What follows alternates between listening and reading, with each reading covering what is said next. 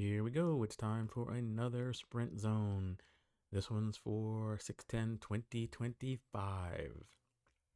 And we've got a good looking crew today. We have longtime rider in the area, Curtis McIlvain up front with Joel, leading out the posse as we head into the Prospect Sprint Zone via County Road 5. Everyone's pretty happy, and as always, I would like to thank those who support this, and that would be JC with his telemetry for today. Pretty nice sized crew. Everyone's pretty happy. Everyone's pretty organized. I still need to talk to these people about riding handlebar to handlebar, because I still like to do this half-wheeling stuff like a lot of the time, and it's just like annoying. I kind of wish I had the street cred. I think it was Ainsley McCachran. I was on several of his rides, and he was always telling the people to ride handlebar to handlebar. And if you look and see how the pro teams ride, that's what they do. And that's why their photos look pretty, because there's no half wheeling in here, and there's no one riding like 2 nanometers from the wheel in front. But I digress. All right, heading into the sprint zone. Got a good shot of Fred there, looking strong. That looks like Steve next to him. Looks like Dustin, Daniel, and a bunch of other people as we're starting to get the party. We got Scott, and it looks like John Lawyer there. They had drop off of the TTH ride to come join us, and they're using the TTH for a warm up, and then I'm certainly definitely getting their legs ready to be firing on all cylinders. Got Curtis and Joel up front, and I wasn't following them immediately. I wanted to make certain that the rules of engagement were in fact adhered to, and we're in no danger of having those two go off the front, since we've got Super JC with us and Scott, plus a lot of other horsepower. Don't want to diss anybody that I missed out there. Everyone looking pretty good, and here is the first attack of the day. And there goes Tony. Tony's always willing to get the party started. He's got a plan. He needs to do some hard workouts. He's got nationals coming up, and I believe he podiumed if he didn't win it last year. So very strong showing there, and he is off the front. And no alarm bells have been sent up the road yet. Maybe knowing that we've got Mr. McIlvain here, maybe knowing that we've got Mr. Polya, maybe we've got Dr. John Kraft with us, that this is not a threat. Now I'm looking at this and I'm like, okay, how much do we want to give him? How much rope? But we are unconcerned. Everyone looking good, and it's not a cakewalk. I mean, you're looking at my current power. Right now, it's like, what, 300? We're doing like in the mid 200s most of the way up here. Got JC sitting in even at 300 watts. 30-second power isn't that great. 171 for me, 143 for JC as we start to crest the hill here. Good shot of Curtis, looking strong on that trek. Interesting, a lot of people do not wear gloves, and I am kind of surprised here. Yeah, I know it's more aerodynamic, but it hurts when you fall.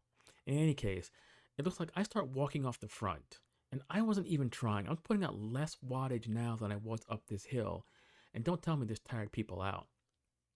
Or maybe they just didn't give me any respect. So I did look back, and I'm like, okay, well, I'm going to keep going here because, I need to get a workout. This is not like the party bus where we wait for the last mile and hit it hard. And that used to be the strategy of a lot of people, or should I say whiners. Let's not start till the top of the hill. Let's not start till we get to Dead Man's Lake. And here's the attack, or the group by JC. There was 900 watts thrown down there as he leapt from the group.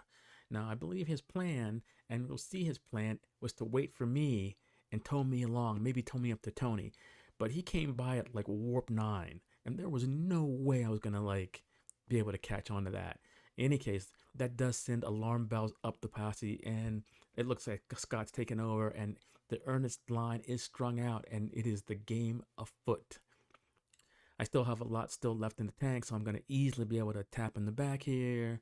Looks like we got Dean, John Lawyer, looks like Curtis and Joel back there as I find myself snuggled in nicely in the peloton. Looks like my power's good. Instantaneous, like around 200 for a while. 30-second, like 167. Not horrible, and that's what you would expect in the peloton. Heart rate 166 for me. JC's heart rate 164.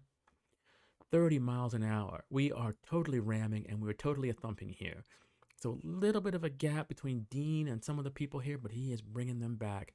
And that's a little bit of acceleration, a little bit of a gap by Joel here. And I don't know if he's like metering his effort or whatever, but this is more than I need to have. I need to be moved up here. I can't be having people just opening up gaps and closing them for a couple of reasons.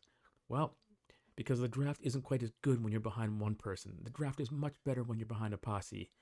Then there's a good shot of Diana there, bringing out her TT bike. It looks like maybe it's a Shiv, and she is going to be competing in the upcoming week 70.3 Boulder Triathlon, and I believe she was breaking in the chain wax, which is why that bike was out. Good shot of Joel here, looking strong. Fred tacked on to the back, and everybody's strung out here. Speed only 24, but there's a slight bit of headwind here, and everyone's tucked in nicely, and I'm happy to be there. My heart rate up to 173. JC's heart rate 165. So it is not a cakewalk out there. JC is throwing down, looks like 250 watts there or so. Everyone's in tow, and it looks like Dean gives up the ghost here. I suspect he's like, I got a race in a couple of days. I'm not going to go too deep. And Dean is one that definitely likes to follow his coach's instructions. I'm tacked on the back of Diana here. Good view, straight line. Everyone is going, and it looks like I can see Tony being brought back.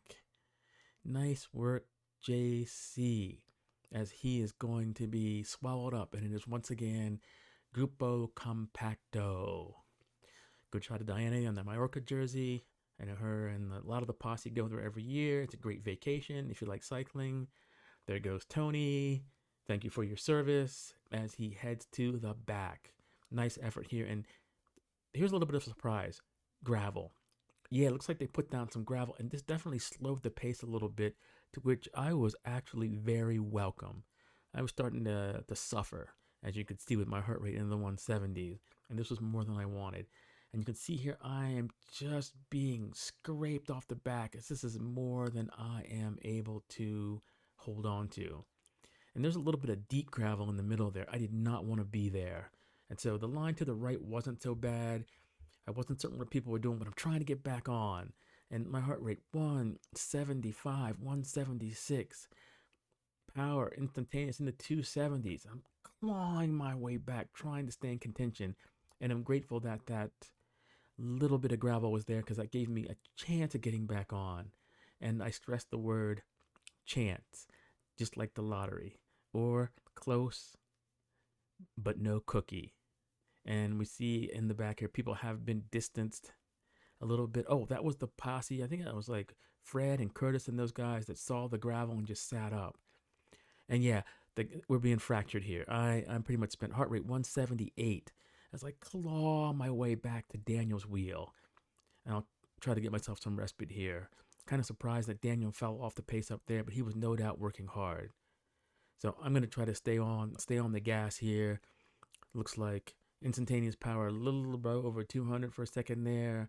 And I didn't know how far back Curtis and those guys were, but it's always nice to make them work. And it's just like the carrot up the road. There they are. I could almost be there. I can taste it.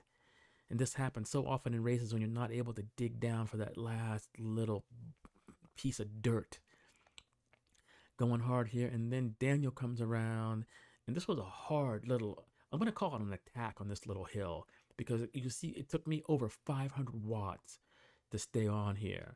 And perhaps this was motivation to get us going, but I'm going to have to sit here and recover for a little bit. Heart rate 171. I believe Danny was able to tack on there nicely.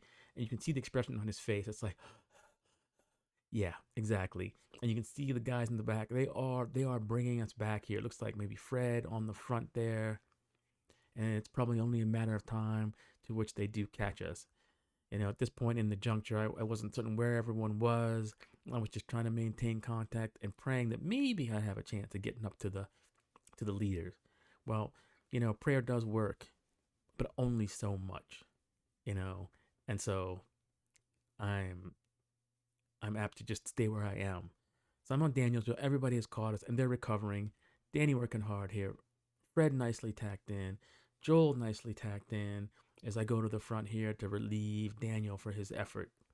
So I'm going pretty hard. I have no aspirations here, and I don't really care about beating these guys to the top. I just want to work hard.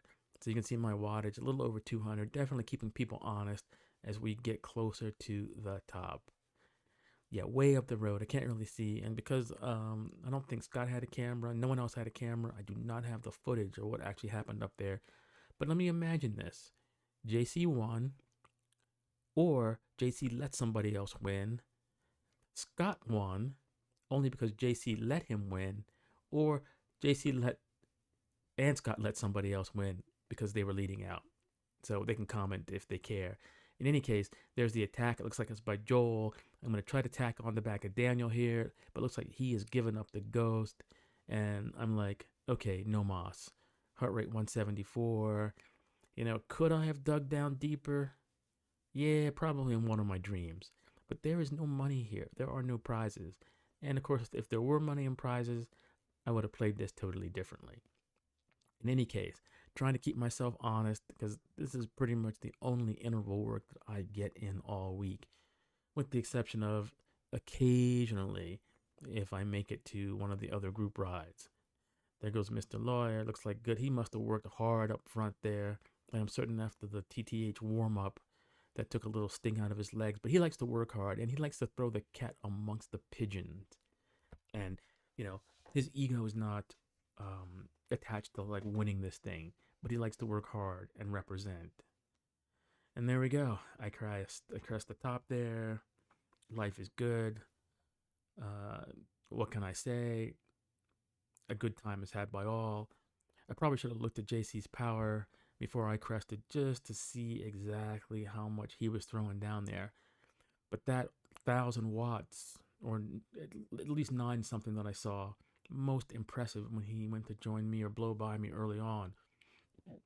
Just a testament to what kind of force he can generate. And you can see why he's doing well in his efforts for triathlon. With that being said, let's see what we got here coming up here. Maybe those are the 3 leaders. Scott, JC, and somebody else. Looks like Curtis there. Oh, there goes Dustin coming by me to finish it out. Well done, everybody. Well done. A good time was had by all. That was good. Except for a little bit of that lethargy early on. Tony hit it really hard. That was good. Everybody else, not so much. But it was fun, and it's different every week. And I like that. Otherwise, it'd be pretty boring. Without that being said, peace out.